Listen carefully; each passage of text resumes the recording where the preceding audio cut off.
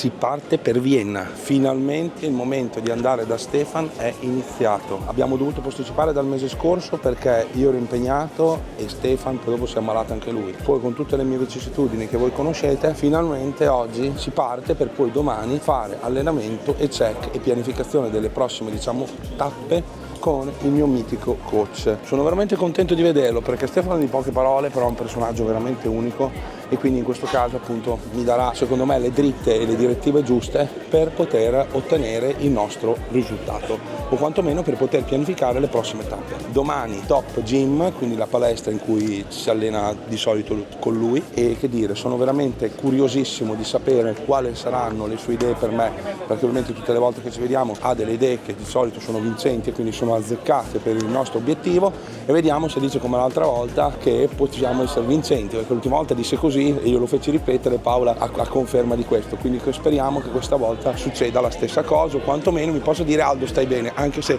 vengo da un brutto periodo, ho recuperato quasi totalmente il mio peso perché mi manca un chilo da quello. Grazie a te, ciao. Quindi manca un chiletto per essere ai 103,5 che è il nostro peso di off, e quindi io posso dire mi vedo bene e vediamo se per lui sarà la stessa cosa. Non vi tedio più, ci vediamo dopo da Vienna. Bacio a tutti.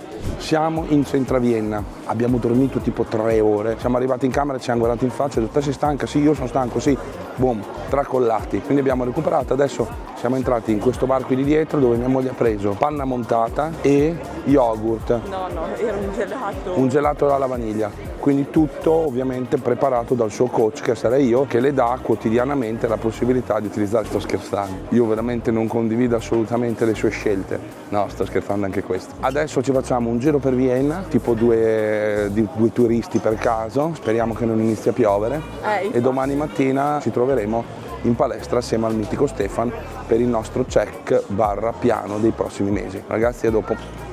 Allora ragazzi, siamo venuti a fare la spesa, prima che ci blocchino e ci caccino via come fanno ovunque. Qui è un posto veramente molto molto fighetto. Siamo venuti a prendere per la colazione di domani mattina i pasti di domani e i mirtilli. Avevo tutti i pasti per la giornata di oggi e per la giornata di domani ovviamente ci siamo fermati qui, acquistiamo in modo tale che io fino a domani sera a casa abbia i miei pasti belli che pesati. A dopo. Siamo in camera, sono circa le 6 di sera, sono un po' in ritardo col mio spuntino che mi sono portato da casa perché la giornata di oggi me la sono preparata questa mattina. C'è qua un beep strano che non abbiamo ancora capito cosa sia. Vado a mettere questo al microonde per scaldarlo un po', seguitemi, vediamo se riesco a accendere la luce. Ecco, metto un minuto al microonde e poi abbiamo fatto la spesa, come potete vedere adesso non è che siano cose mie queste, per diciamo la giornata di domani. Adesso devo fare un po' di calcoli perché ovviamente ho comprato delle quantità un pochettino sgaffe, quindi mi devo un attimo mettere lì, intanto cuciniamo tutto. Comunque sia, gli ultimi 2 passi li faremo a casa, la cena e il pre-nanna. Allora, io domani mattina pensavo di farmi, ho della farina di avena che me la cucino diciamo con l'acqua e a parte mangio dello yogurt greco con i mirtilli. Poi non farò la metà mattina, ma andrò direttamente ad allenarmi con Stefan alle 10 e quindi farò il post workout. Il post workout di solito ho 2 etti di carboidrati più le proteine in polvere che non ho, in questo caso mangerò del tonno naturale più 2 etti e mezzo perché la porzione è da 2 etti e mezzo di pane asimo. Sono in ammanco quindi ancora di 100 grammi di carboidrati dal metà mattina, mi faccio una porzione di couscous che ce l'ho con il pollo e poi dopo arrivo a casa. Questa cosa, tanta fame ragazzi. Quindi diciamo questa è la mia giornata di domani. Abbiamo fatto i conti assieme che io non avevo fatto precedentemente. Pasta fatta in casa, petto di pollo macinato e zucchine. Oggi anche mia moglie ha fatto la vita del bodybuilder. Abbiamo dormito come 2 ghiri, però siamo meglio E abbiamo fatto la bella constatazione, non molto intelligente ma comunque l'abbiamo constatato, che siamo in ammanco di sonno. Quindi ho deciso di non lavorare fino a mezzanotte e mezza come faccio adesso, ma di ridurre un pochettino perché sennò veramente arrivo alla mattina dopo che accumulo troppo sonno. La pasta fatta in casa è stata una scelta top, buonissimi. Ragazzi, mi lascio perché sto mangiando e mi voglio concentrare su quello. Finalmente sono arrivato da Stefan. I'm very happy to be here. You're welcome. Tutte le volte che vengo da Stefano imparo qualcosa, I learn something new and for me it's very important. Mi arricchisce e mi fa sempre molto piacere vederlo perché è una cosa sempre unica davvero e mi viene la pelle d'oca per il semplice fatto che è una persona, is a unique person, a great person, yeah. Quindi adesso siamo qui che alleneremo the chest, il petto and triceps, ok. Going to look more about his weaknesses because he always has the problem that the chest is quite flat. So there is maybe a not that perfect contraction into the muscle, which leads to a, I would say, always flat-looking muscle group, and we're gonna analyze that and find the solution that one is getting better. Quindi Stefano sta dicendo che probabilmente perché non contraggo e non lavoro bene il petto che mi vedo il petto piatto, flat, e quindi appunto faremo degli esercizi di petto in cui lui mi farà vedere come allenarli in modo tale da ridurre o limitare questa carenza. Because especially the shoulders are good, you know? Okay. And that even leads to more that look that the chest is too flat, because the front shoulder, when you hit a side chest, you know, the most prominent thing needs to be the chest. In your physique, it's the front delt, which completely overpowers the chest. So you have no depth in your upper body, and that's something we need to bring up. Okay. And I tell you another thing, are more or less 3 months that I have a problem with my elbow. Problems in joints or problems in muscle are most of the time connected with bad muscle groups, because bad movements lead to problem, and bad movements don't lead to muscle growth. If somebody has knee problems, he's always having weak quads, for example, because there is a problem in the movement. And the same is from the elbow. So the first thing you make is, so if you see me from the front, he's sitting in the machine like that. From the side, do you see? So when he's pressing, he's completely in the front because he's not open here. The second thing is, he's completely locking out, so he's forcing the movement into the triceps, which is not needed here because we want to fill up the chest. So the first thing, which is very important, and it doesn't matter if it's incline, flat, decline, whatever, the posture of the body needs to be right to get into the contraction of the chest, and that's always shoulders down and back. You need to have tension in your chest spine. The second thing, Aldo, don't think about pushing it away, because if you think about pressing, you will always focus on elbow extension. If you think about that point, with perfect spine, bringing that point to the center of the body, you see, you're automatically in the chest, because the chest is bringing the upper arm to the center of the body. You see? Completely different. If the chest doesn't move during exercise and getting thicker, you're wrong. It's just about getting the chest thicker, nothing else. I don't work chest, but you work everything else, just not chest. This is the reason why I have a problem in my upper chest. Exactly. I don't work it. So the second thing, the elbow position. If the elbow is more in direction hip, you have much more triceps. If the elbow is more up, you have more chest. So when we do that, be sure that your elbows are not too far down, otherwise the triceps is more important in the exercise than in the chest. But it's also not like that. It's a natural position. The third thing or fourth thing which helps is, take a look at me. So we have perfect posture from the side. Always when you look down, that happens. So use the headrest. Keep your spine controlled, contract your lats and push the shoulders down. And do the movement, okay? Pull the shoulders down with a lat. Okay. Yes. And you also see that you're probably much weaker in the chest as you have thought. People always come to me, yeah, I can press 4 plates. Yeah, if you use 3 muscle groups, perhaps you can. But then you're not training your chest. It depends on how much weight does the chest get. 2 plates will be enough. And also a very important point, when you have muscle weaknesses, especially like here, dominant shoulder, weak chest, when you are not focusing on that execution and just let the weight direct the movement, your weakness will get weaker, your strong point will go stronger. It's always like that, because the body will just try to do it in the, for him, best way. And from the chest. Don't lock it out totally, just go as far as your chest contracts.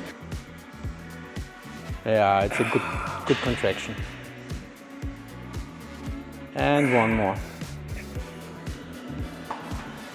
Yes, good. Also, just stand normal now, completely normal.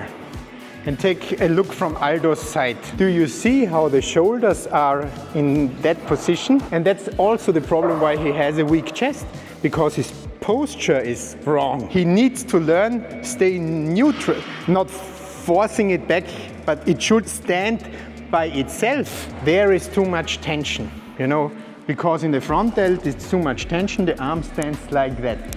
So you need first to stretch your front delt and your chest regularly, and the second thing is getting treatment here to softening tissue, because I already feel here is very much tension on the muscle, so that's pulling him forward. So, and when it gets heavy, you still stay like that, okay? I will help you. You don't do anything different. Don't get faster. Head stays back. Keep the movement, come on. Oh. Good. But now you work the chest and not the whole upper body. Everything you do for the chest, it's the same rule. People always think that you can change symmetry with how often you train something, which exercises you take. In most cases, not in all, in most cases that's completely irrelevant. For example, Aldo has a weak chest. Okay, let's train the chest more often. What will happen? It will even get weaker because he's doing it false. He's not training it. So you need to eliminate the wrong things in the system and then maybe start to train it more often. But the training needs to be on point. Otherwise you will always be stuck in your symmetry problems. That's good now. Don't go with the head forward, stay, let it back. Yes. Just chest. Yes. Yes. Come on, I'm here. And one more.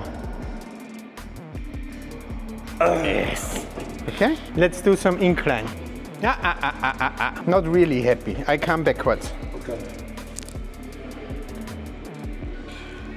They stay back, okay? Just out of the chest. Oh. Just out of the chest. Just out of the chest.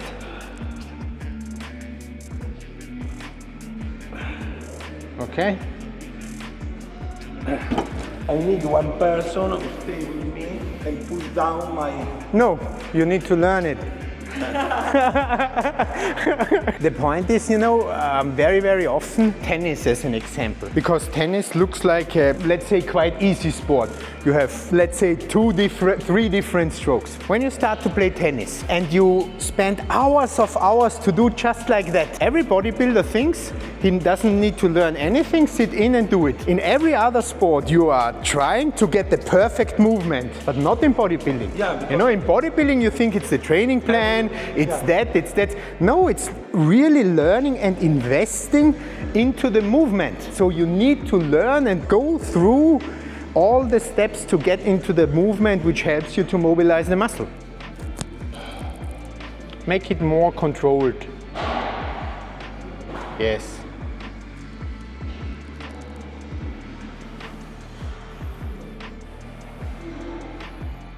By the way, it's the same with running. Everybody thinks he can run. Most people can't. That's why they get knee injuries or whatever, because they never learned how to run properly. But when I start bodybuilding 25 years ago, there are no one that teach me the correct way to train. But that has a little bit to do with the history of the sport. It never was handled in a professional way. People were trying to look more beautiful. People were looking up to people who looked incredibly good because they were the genetical monsters. So no matter what they did, they would have grown, even if it was false. And that was the point where some misinformation was spread, because, you know, the super genetical freak 40 or 50 years ago, no matter what he did, he looked insane. For sure, he could probably have much better. If we take Arnold, for example, I'm definitely sure that Arnold could have had a better triceps, that Arnold could have had better shoulders if he would have known how to do it differently. But he was still better than everybody else because he had great genetics and his work ethic and willpower was just from another planet. But you think now we have the genetic people like in past with... I think, or the good thing for bodybuilding is that because the knowledge is much bigger than before, even people with no good genetics can have success. 30, 40 years ago on the stage, you just have seen the genetical monsters, because for the others there was no chance to get there because they didn't have the knowledge. There are people, they can go on a diet and it doesn't matter what they eat, they will still look great. You know? There are guys, no matter how often or what they train, they still will look good. I would say, even if we take the top pros of all classes, which have great balance, perfect genetics, everything is on point, I would say just 10% of them could be an open bodybuilder from their ability to grow, even when they are maybe the best, because they all want to be as big as possible. Yeah. Even the classic guys, they just can't because they have the genetical limitations. And that's the reason why we have so many pros, because we have different classes for different kind of genetics. So I would say it like that. And I think their theory is right. If you don't have the mass of an open bodybuilder after 10 years of training, you will never get it.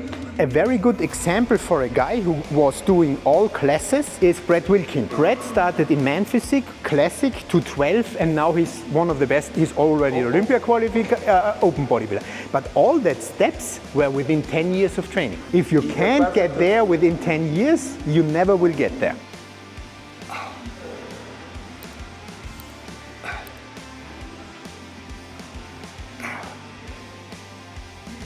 Yes, that's done. We do a flying machine. So, I really want you to stay like that. Oh, Okay? only chest. Only chest, nothing else. Only chest. Only chest. Come on. And you see how flat, and now it goes up. If you don't see that, you are not hitting it. Keep the shoulder in the same angle. Just chest, chest, chest, chest, chest, chest, chest. Yes. Try one more. But keep in that angle. Keep that angle. Keep that. Good. I really like that machine. I'm not the biggest Panatta fan, but they have some machines which are incredible, and those three are some of them. For example, there was double weight on it. I don't like to see the guy who did it. Most probably not very nice. But the funny thing is, you know, you can load it with 110. Would be funny. No, impossible. Impossible for everyone. Completely impossible. It's not flat, my chest now. No, you pump it up. I was happy with the first exercise. I'm very happy with that exercise, but I was not so happy with the incline, because in the incline it always goes up and like that. The problem is when he tries to hit that fibers, they are so weak because that's so strong. So to really do the incline right, he needs more mobility and needs that to be softened and open to get the movement out from there. Stay like that, chest out, stay like that, fight for it, stay like that. That's it. Yes, good. Because whenever you lose the control, you will go into the shoulders, okay? So we're gonna do some dumbbell pullovers. Really get into deep stretch and then, yes. Don't go too high, just as long as you have tension here. And pull it up, yes, and down. Now you get also good volume here. Really pull it up. Yes. You felt it good? Perfect. It was perfect. Nothing to argue about. Which operation did you had here? Here the tricep. Completely torn? Yeah. How did it happen? Inclined chest with dumbbells. Boop. Come. So it was torn out the bone? Break the triceps and also The bone? Yeah. And try one more. Very good. I really like that as a stretching exercise, you know, because you get more open, everything is stretched, and you can get a nice contraction in the chest. Keep the chest out. You stay like that, forward. Okay. Okay. And there is no movement here. Chest out, Aldo. Yes. That's how. You see, it's getting a bit more difficult. Yeah.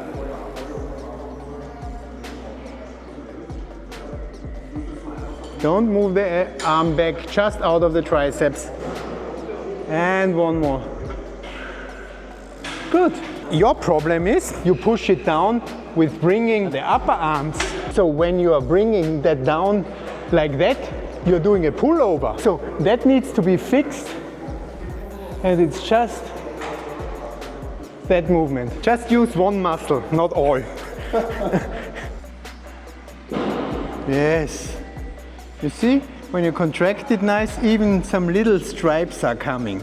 Here the vein. Chest out. Yeah. Yeah, and one more, come on. Yes, but your triceps is good and you are completely weak. I haven't trained for 10 years. I haven't done that. And I was doing it with one arm. Try to find my triceps. How old are you? 44. I'm older. You're older? 49. You're 49. 50 this year. And it's your hair color or you fake it? He doesn't color it, it's his, so it's perfect. Yeah. Nearly no gray. Stefan, a question. What do you really think about Tokyo for our Very good idea. I don't even think about it because it's a must. First of all, he will do very good. And second, I think that's a lifetime experience. Everybody tells me that shows in Japan are super, super cool. You get so much appreciation, everything is organized that well. I think it's a opportunity and memories for life. Everybody says it's so beautiful. Not only Tokyo, also Osaka, you know, and they have that bullet trains. Yeah. You are super fast everywhere. In And fact, it's our idea is to stay there other 10 days. Yeah, perfect. To see all Japan. You like Asian food or not that much? So. Because I love Japanese food, Yeah. so also food is for sure brilliant there. Side chest.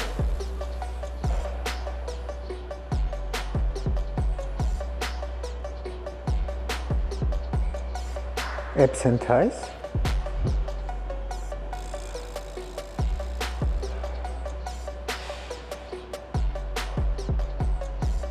Favorite classic pose.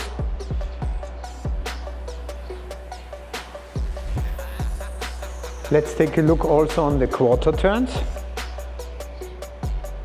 Quarter turn. Very good. Back.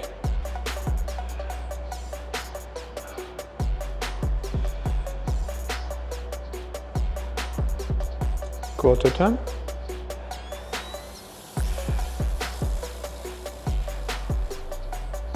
And from the front. Very good. I'm sure that will be a very good package. We still have some time to improve. We don't have a lot of fat at all, so we're probably gonna do a 12 weeks diet, something about that, to slowly bring you down, to solidify as much tissue as we can. The goal is to have the best trainings possible, the most energy possible, so that's what we take care of. When energy is good and when trainings are good, everything else is also good. Abbiamo concluso questo video. Io ringrazio Stefan di essersi reso disponibile a questo video. Thank you very much. You're welcome. Io sono stato molto contento, ho imparato tantissimo in un'ora e mezza, più di quello che ho fatto nell'ultimo anno, quindi ringrazio Stefan, ce la metterò veramente tutta perché sapete quanto amo questa disciplina e con lui sicuramente faremo molto bene. Grazie a tutti, vi lascio i link dei miei canali, del coaching, aldomasolo.com, un abbraccio e un bacio a tutti. Ciao!